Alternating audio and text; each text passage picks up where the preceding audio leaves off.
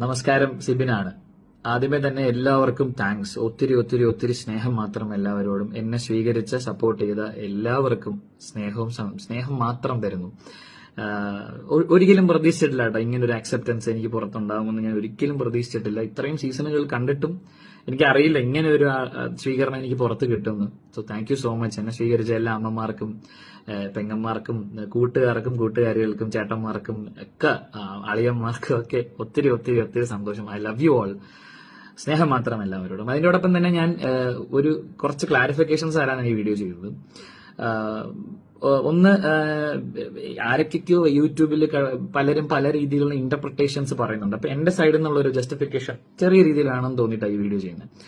ഒന്ന്, ഞാൻ ഏറ്റവും കൂടുതൽ ആരാധിക്കുന്ന, ഞാൻ ദൈവത്തെ പോലെ തന്നെ കാണുന്ന ഒരു മനുഷ്യൻ. നിങ്ങൾ എൻട്രി എപ്പിസോഡ് ശ്രദ്ധിച്ചാൽ മനസ്സിലാവും. ഞാൻ മോഹൻലാലിനെ കണ്ടപ്പോൾ അദ്ദേഹത്തെ ആ